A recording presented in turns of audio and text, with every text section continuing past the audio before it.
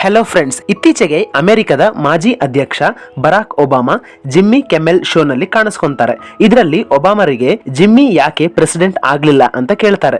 ಇದಕ್ಕೆ ಒಬಾಮಾ ಕೊಟ್ಟ ಉತ್ತರ, aliens won't let it happen, we are in the control of aliens. ಇದರರ್ಥ aliens ಇದನ್ನ ಆಗೋದಕ್ಕೆ ಬಿಡೋದಿಲ್ಲ, ನಾವೆಲ್ಲರೂ ಏಲಿಯನ್ಸ್ ನ ಕಂಟ್ರೋಲ್ ನಲ್ಲಿದ್ದೀವಿ ಅಂತ. ಈ ಪಾಡ್ಕಾಸ್ಟ್ ತುಂಬಾನೇ ವೈರಲ್ ಆಗುತ್ತೆ. ಇದರ ನಂತರ ಡೊನಾಲ್ಡ್ ಟ್ರಂಪ್ ಬಂದು ಏಲಿಯನ್ಸ್ ಬಗ್ಗೆ ಗವರ್ಮೆಂಟ್ ಹತ್ರ ಇರೋ ಎಲ್ಲಾ ಫೈಲ್ಸ್ ಗಳನ್ನ ಬಹಿರಂಗ ಪಡಿಸಬೇಕು ಅಂತ ಫೆಡರಲ್ ಏಜೆನ್ಸಿಗಳಿಗೆ ಆಜ್ಞೆ ಕೊಡ್ತಾರೆ. ಒಂದು ವೇಳೆ ಈ ಫೈಲ್ಸ್ ಗಳು ರಿಲೀಸ್ ಆದ್ರೆ ಏಲಿಯನ್ಸ್ ಗಳ ಬಗ್ಗೆ ಇನ್ನಷ್ಟು ಮಾಹಿತಿ ಜನರಿಗೆ ಗೊತ್ತಾಗುತ್ತೆ. ಎಷ್ಟೋ ಕಾನ್ಸ್ಪಿರಸಿ ಥಿಯರಿಗಳಿಗೆ ಬ್ರೇಕ್ ಬೀಳುತ್ತೆ. ಇದಕ್ಕೂ ಮುಂಚೆ bill Clinton, George bush, Donald Trump ಅವರು ಏಲಿಯನ್ಸ್ ಗಳ ಬಗ್ಗೆ ಇದೇ ರೀತಿ ಇಂಟ್ರೆಸ್ಟಿಂಗ್ ಮಾತುಗಳನ್ನ ಹೇಳಿದ್ರು. ಡೊನಾಲ್ಡ್ ಟ್ರಂಪ್ ಅಂತೂ ರೋಸ್ವೆಲ್ ಫೈಲ್ಸ್ ಇಟ್ಸ್ ವೆರಿ ಇಂಟ್ರೆಸ್ಟಿಂಗ್ ಅಂತಾನು ಹೇಳಿದ್ರು. ಈ ಏಲಿಯನ್ ಮಿಸ್ಟರಿಗೆ ಉತ್ತರ ಆಸ್ಟ್ರೇಲಿಯಾದ ಜರ್ನಲಿಸ್ಟ್ ಆದ ರೋಸ್ ಕೌಲ್ಟ್ಹಾರ್ಟ್ ಹತ್ರ ಇದೆ. ಈತ ಒಬ್ಬ ಇನ್ವೆಸ್ಟಿಗೇಟಿವ್ ಜರ್ನಲಿಸ್ಟ್. ಇವರು ಹೇಳಿದ್ದೇನೆಂದ್ರೆ, ಟ್ರಂಪ್ಗೆ ಏಲಿಯನ್ಸ್ ನ ಬಗ್ಗೆ ಎಲ್ಲಾನು ಗೊತ್ತು, ಆದ್ರೆ ಇದರ ಬಗ್ಗೆ ಬಾಯ್ ಬಿಡಬಾರ್ದಂತ ಇವ್ರಿಗೆ ಇನ್ಸ್ಟ್ರಕ್ಷನ್ಸ್ ಅನ್ನ ಕೊಟ್ಟಿದ್ದಾರೆ. ಒಂದು ವೇಳೆ ಟ್ರಂಪ್ ನಿಜಾನ ಬಾಯ್ ಬಿಟ್ರೆ ಟ್ರಂಪ್ ಅನ್ನ ಕೊಲ್ತಾರೆ ಅಂತ ಹೇಳಿದ್ರು. ಇವರ ಪ್ರಕಾರ ಅಮೆರಿಕ ಪ್ರಪಂಚದ ಜನರ ಗಮನನ ಏರಿಯಾ 51 ಕಡೆ ಇರಿಸಿ ಸೀಕ್ರೆಟ್ ಆಗಿ ಆಪರೇಷನ್ ಅನ್ನ ಬೇರೆ ಕಡೆ ನಡೆಸ್ತಿದ್ದಾರೆ ಅಂತ. ಆ ಜಾಗನೇ ಅಮೆರಿಕದ ಮೇರಿಲ್ಯಾಂಡ್ ನಲ್ಲಿರೋ ನ್ಯಾವಲ್ ಏರ್ ಸ್ಟೇಷನ್ ಪಟುಕ್ಸೆಂಟ್ ರಿವರ್. ಇದನ್ನ ಸಿಂಪಲ್ ಆಗಿ ಪ್ಯಾಕ್ಸ್ ರಿವರ್ ಅಂತಲೂ ಕರೀತಾರೆ. ಇತ್ತೀಚೆಗೆ ಅಮೆರಿಕದಲ್ಲಿ ಡೈಲಿ ಮೇಲ್ ಅನ್ನೋ ಪತ್ರಿಕೆಯಲ್ಲಿ ಒಂದು ರಿಸರ್ಚ್ ಪೇಪರ್ ಬಿಡುಗಡೆ ಆಗುತ್ತೆ.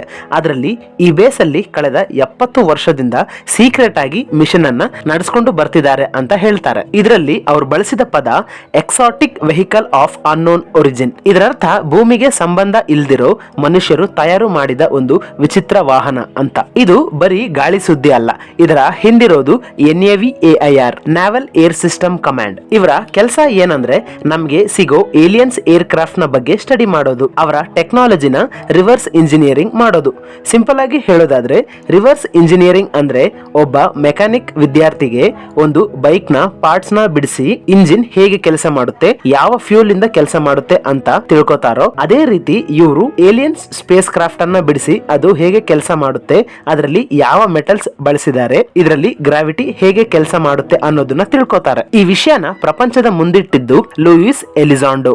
ಈತ ಸಾಮಾನ್ಯ ವ್ಯಕ್ತಿ ಅಲ್ಲ, ಈತ ಪೆಂಟಗಾನ್ ನ AADIP advanced aerospace threat identification program ಅನ್ನೋ ಸೀಕ್ರೆಟ್ ಪ್ರೋಗ್ರಾಮ್ ಗೆ ಹೆಡ್ ಆಗಿ ಜವಾಬ್ದಾರಿನ ವಹಿಸಿಕೊಂಡವರು. ಇವರ ಪ್ರಕಾರ ಪ್ಯಾಕ್ಸ್ ನದಿ ಹತ್ರ ಒಂದು ಸ್ಪೆಷಲ್ ಲಂಗರು ಇದೆ.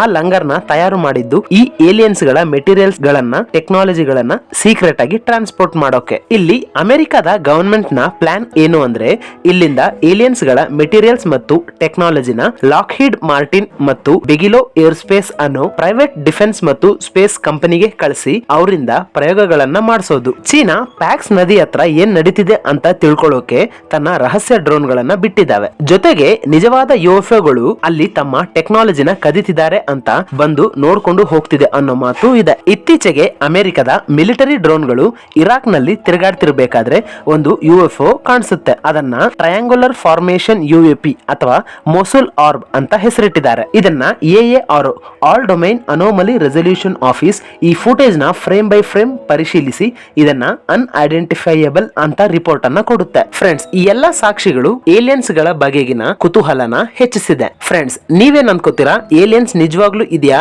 ಅಥವಾ ಇದು ಅಮೆರಿಕ ಆಡ್ತಿರೋ ನಾಟಕನ? ನಿಮ್ಗೆ ವಿಡಿಯೋದ ಇನ್ಫಾರ್ಮೇಶನ್ ಇಷ್ಟ ಆದ್ರೆ ವಿಡಿಯೋಗೆ ಜಸ್ಟ್ ಒಂದು ಲೈಕ್ ಅನ್ನು ಕೊಟ್ಟು ನಮಗೆ ಸಪೋರ್ಟ್ ಮಾಡಿ. Thank you. Have a nice day.